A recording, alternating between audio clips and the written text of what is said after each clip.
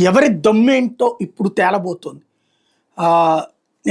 గత 3-4 రోజుల నుండి ఇరాన్‌లో ఉన్న టెహ్రాన్ ఖాళీ చేయండి అని ట్రంప్ పిలుపునిచ్చాడు. ఇజ్రాయెల్ పిలుపునిచ్చింది.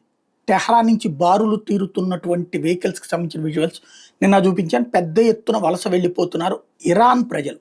సొంత ఖొమైనీని నమ్మలేక, అట్లాగే తమ సైన్యాన్ని నమ్మలేక పారిపోతున్నారు. మన పాకిస్తాన్‌లో పరుగులు పెట్టినటువంటి పరిస్థితి తరహాలో.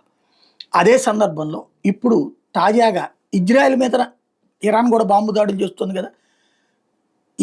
ఇరాన్తో పోల్చుకుంటే ఇజ్రాయెల్ చిన్న దేశం, కేవలం 90 లక్షల మంది జనాభా ఉండే దేశం. కానీ ఒక్కడన్నా వెళ్ళిపోతున్నాడు దేశం వదిలి. పైగా ప్రపంచంలో ఎక్కడెక్కడో ఉన్న ఇజ్రాయేలీ పౌరులందరూ ఇజ్రాయెల్కి బారులు తీరుతున్నారు తమ దేశ రక్షణ కోసం నిలబడడానికి. ప్రత్యేక విమానాల్లో వెళ్తున్నారా, హెలికాప్టర్లో వెళ్తున్నారా, ఎట్లా కావాలంటే అట్లాగా ఇజ్రాయెల్ దేశానికి వస్తున్నారు. వచ్చి వాళ్ళు తమ దేశ రక్షణ కోసం నిలబడుతున్నారు. అవసరమైతే సైన్యం తరపున పనిచేయడానికి సిద్ధపడుతున్నారు.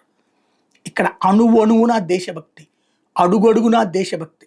ఇజ్రాయెల్ సొంతమైతే నియంతల పాలనతో వణికిపోతున్నటువంటి ప్రజలు, అసహించుకుంటున్నటువంటి ప్రజలు చివరికి తమ నియంత ఓడిపోతున్నాడన్నటువంటి ఉత్సాహంతో కొందరు సంబరాలు చేసుకుంటుంటే, కొంతమంది తమ నియంత తమని కాపాడలేడన్న ఉద్దేశంతో దేశం విడిచిపోతున్నటువంటి పరిస్థితి.